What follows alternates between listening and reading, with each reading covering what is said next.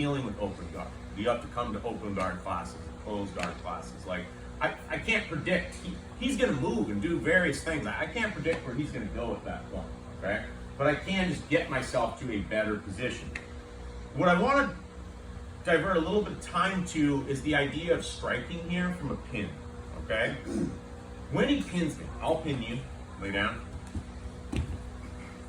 One thing he does, last Thursday we were looking at the pin from this position that gives him the best striking with his hands, which is he really only gets one hand, and he can kind of hold on to me by being across my body. This he can use a hand to strike from. When he does this, his hands are occupied. He can't be doing a striking game from here, okay? He can kind of let go and try to do this or something, but as soon as he does that, like even just a very basic person would just start to push you away. Do you understand? Like, so most people would not go for that. The strike that's dangerous from here and that you have to be wary of if you're dealing with real fighting is this, okay?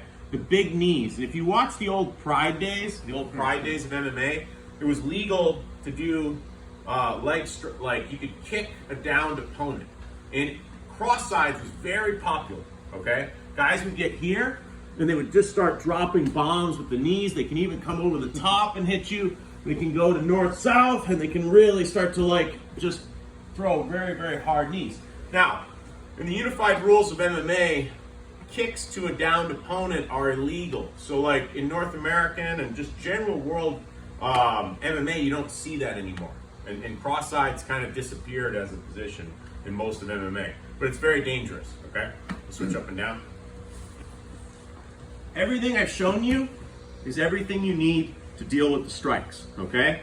My goal is never to have a jiu-jitsu that's like, oh, this will work really good in sport, but when I go over to like MMA, I have to change everything, okay? That's terrible, right? Like, so if he wants to knee me with this leg, my elbow is here, and when he goes for my head,